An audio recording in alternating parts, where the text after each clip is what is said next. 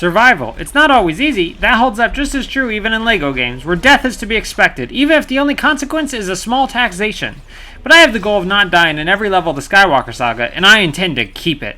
Hiya friends, I'm Shenanigoon, and it's time for the original Trilogy Undying Challenge for the Skywalker Saga. One simple rule, do not die. If I do, time to restart the level and try again. Can I beat every level and stop the Empire? Let's find out! I start off as Princess Leia on board the Tatooine 4, and I decide to start the trilogy off with a bang. Combat begins quickly as a horde of stormtroopers come pouring into the ship. The game encourages the use of cover, but I've discovered moving back and forth is far superior. Stormtroopers were never taught how to shoot a moving target, thankfully. Once they're all dead, then shows up the menacing figure of Darth Vader. Very cool, very dangerous, but I do have to wonder why he didn't just show up first before letting all his men die. Guess not enough battle points yet. Vader kindly sends us on our merry way, and I bravely gun down 2 troopers who put their weapons away when greeting us and don't fight back. That's heroism for you. Leia dons a full trooper outfit, and to properly LARP, I shoot Antilles again. More proof is shown of why confronting Vader in a hallway is a really bad idea, though I can't help but notice all his victims are still alive and just dazed. Yet everyone I confront, I kill. Maybe we aren't the good guys. Best not to think about it. I find the droids I've been looking for and brave the dangers of the ship as a pair of legs. I take control of a turret, blow up a bunch of Imperials, and take out R2 for good measure. That will teach him to sass C-3PO. When R2 wakes up, we're on Tatooine, and C-3PO is once again half the droid he used to be, so we hitch a ride with some Jawas. I need to find Kenobi, so I wander Tatooine a while as Darth Maul, the best Kenobi tracker in the galaxy. At some point, I end up as a pair of legs again and momentarily pause my challenge so I can do a Boba Fett. I finally find Kenobi, and like any good caretaker, he immediately brings me to the seediest bar in the galaxy. Here, an odd moment occurs when we're attacked, but the cameraman finds the bar to be a much more interesting view for a while. When we finally do get his attention again, I kill Luke's attackers, but also, Luke himself. So, win-lose situation, I suppose. In the next level, I fend off horde after horde of stormtroopers while Chewie does the slowest repair job imaginable. He really needs to upgrade his fast build ability. The fighting is pretty easy overall, as long as I keep moving, but regardless of that, I do die here. How? Well, I fail the stupid test and pull a bunch of boxes down onto my head. What a way to go. I reset and get to sniping my enemies. I escape to what I'm sure is the safest place in the galaxy, the Death Star. With a name like that, what could go wrong? I'm just minding my business when suddenly I'm attacked by an Imperial pilot. Wonder what his problem is. I have handy disguises, so getting through the next part should be a breeze, right? Not quite. I open fire on everything, which I hear is not the best for stealth. Thankfully, overwhelming firepower is a delightful alternative. It's also very handy that if the stormtroopers can't see you, then you're not there, even when they're being shot. Must be the wind killing them, I suppose. After a plethora of gunfights, I escape to Yavin 4. The Empire's on the way to blow us all up, but heck, I'm sure I have the time to spruce the base up a bit. Gotta represent. Time to hop into an X-Wing and test out my pilot skills. The camera angle actually makes flying much more enjoyable in this game than the complete saga, and also a whole lot easier. As the top-notch pilot that I am, I just hold down the guns and fire indiscriminately. Despite seeing endless blaster bolts flying around me, I'm strangely rarely hit. I guess the Force really is with me, and I put that to the test by breaking every possible thing here instead of prioritizing the actual story mission, even as a ghostly Kenobi whispers in my ear to do so. I know Yavin 4 is about to be destroyed along with the entire rebellion and all hope for the galaxy. But money! Thankfully, there are 0 consequences to my actions, unless you count the million or so people that Luke just blew up, but let's not think about that.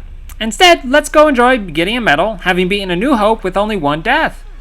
On to The Empire Strikes Back, where hopefully the title's a lie and I don't die much more. Luke is missing, so I head off into the dark to find him. Turns out, stumbling around in the dark is not a good idea, as I fall into an abyss right away. What a great way to start this episode. Restarting, the rest of the level's biggest obstacles are my very loyal, yet annoying Tauntauns, blocking the way forward at one point. Either they really want pets, or they're secret Imperial spies.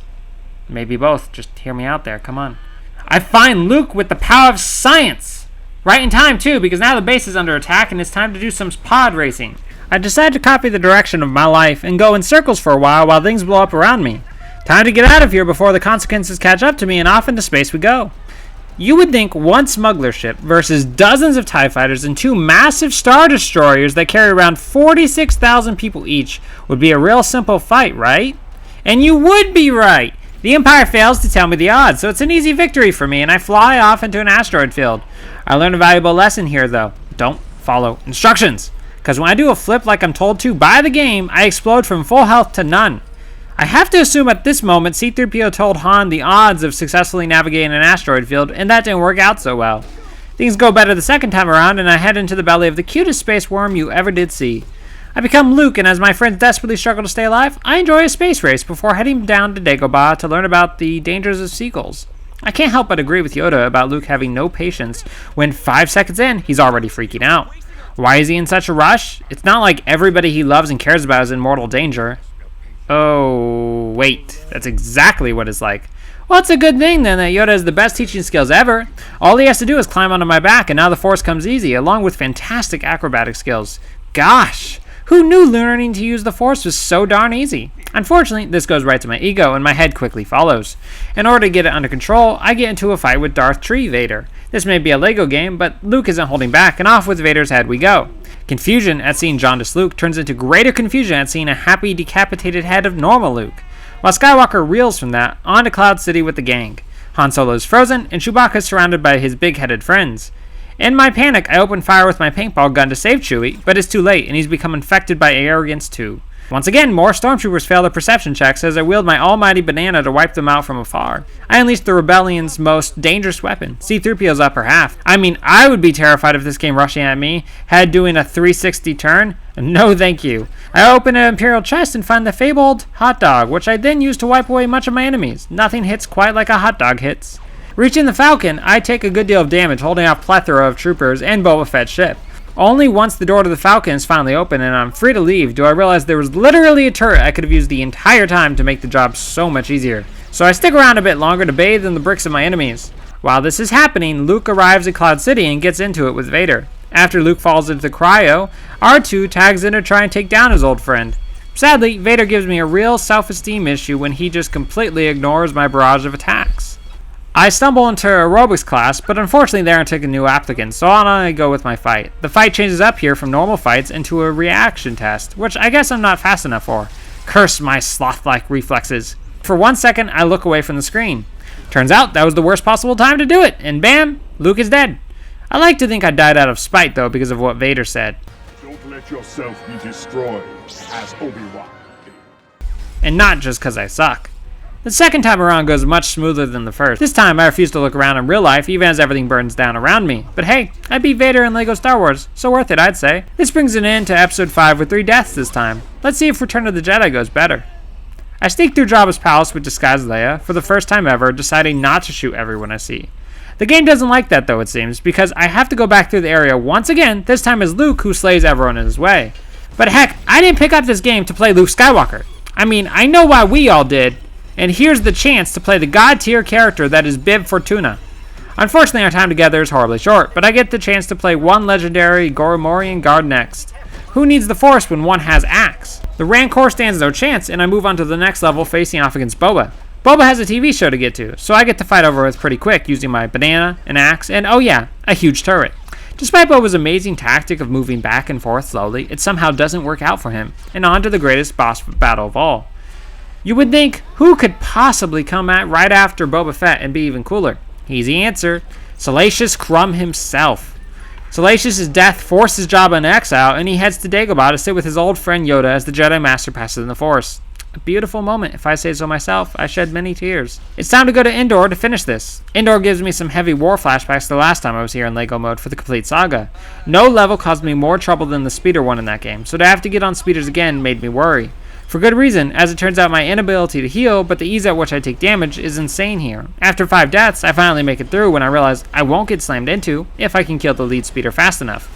I still take a lot of damage, but manage to make it. If I ever see another speeder again, I think I'll cry. The Force senses my pain and sends the Care Bears to help me out. I'm terrified to my soul as I'm chased by a horror demon without a face. I spend at least 3 years wandering that confusing maze of a village before I finally make it to the next level. I take control of one of the Care Bears named Wicket, but I name him Hamlet instead. I just like it more, frankly.